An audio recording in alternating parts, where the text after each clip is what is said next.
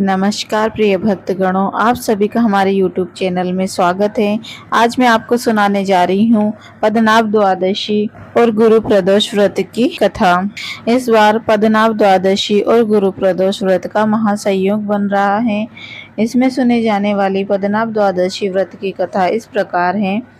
यह व्रत आश्विन शुक्ल पक्ष द्वादशी को किया जाता है। इस तिथि को भगवान पद्मनाभ की पूजा की जाती है। इस दिन भगवान जागृत अवस्था प्राप्त करने के लिए अंगड़ाई भरते हैं तथा पद्मासीन ब्रह्मा ओमकार ध्वनि करते हैं। सर्वप्रथम भगवान की प्रतिमा को सिर से स्नान करवाकर नैवेद्य चढ़ाकर धूप दीप व चंदन से आरती करें। ऐसा करने से इस व्रत के प्रभाव से मनोवांछित फल मिलता है। गुरु प्रदोष व्रत की कथा इस प्रकार है। शत्रु विनाशक भक्ति प्रिय व्रत है यह अति श्रेष्ठ। 12 मास तिथि सब से भी है यह व्रत अति श्रेष्ठ। गुरु प्रदोष व्रत कथा इस प्रकार है कि एक बार इंद्र और वृतासुर में घनघोर युद्ध हुआ। उस समय देवताओं ने दैत्य सेना को पराजित कर नष्ट भ्रष्ट कर दी। अपना विनाश देख वृतासुर अत्यंत क्रोधित हो स्वयं युद्ध के लिए उद्यत हुआ। मायावी असुर ने आसुरी माया से भयंकर विकराल रूप धारण किया। उसके स्वरूप को देख इंद्र आदि सब देवताओं ने इंद्र के परामर्श से परम गुरु बृहस्पति जी का आवाहन किया। गुरु तत्काल आकर कहने लगे, हे देवेंद्र, अब तुम वृतासुर की कथा ध्यान मग्न होकर सुनो। वृतासुर प्रथम बड़ा तपस्वी कर्मनिष्ठ था। इसने गंधमादन पर्वत पर उग्र तपस्या करके शिवजी को प्रसन्न किया था। पूर्व समय में यह चित्ररथ नाम का राजा था।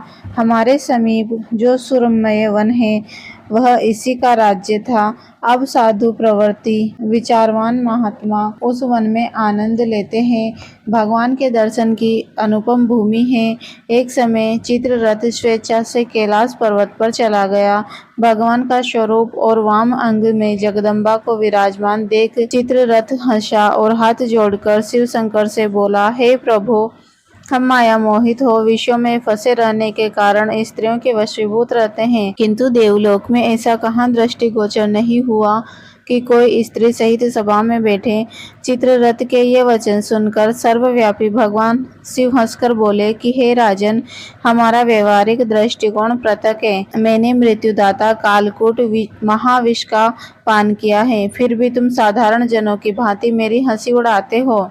तभी पार्वती क्रोधित हो चित्ररथ की ओर देखती हुई कहने लगी, अरे दुष्ट, तूने सर्वव्यापी महेश्वर के साथ मेरी हंसी उड़ाई है। तुझे अपने कर्मों का फल भोगना पड़ेगा। उपस्थित महासद महान विशुद्ध प्रकृति के शास्त्र तत्वोन्वेषी हैं और सनक सनंद सनत कुमार हैं। ये सर्व अज्ञान के नष्ट हो जाने पर शिव भक्त में तत्पर हैं। अरे मूर्ख, तू अति चतुर है।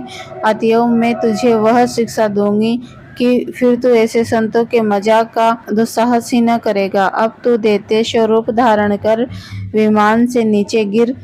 तुझे मैं शाप देती हूँ कि अभी पृथ्वी पर चला जा। जब जगदम्बा भवानी ने चित्ररथ को ये शाप दिया तो वह तत्क्षण विमान से गिरकर राक्षस योनि को प्राप्त हो गया और प्रख्यात महासुर नाम से प्रसिद्ध हुआ। तवष्टा नामक ऋषि ने उसे श्रेष्ठ तप से उत्पन्न किया। अब वही वृतासुर शिव भक्ति में ब्रह्मचर्य से रहा, इस कारण तुम उसे जीत नहीं सकते।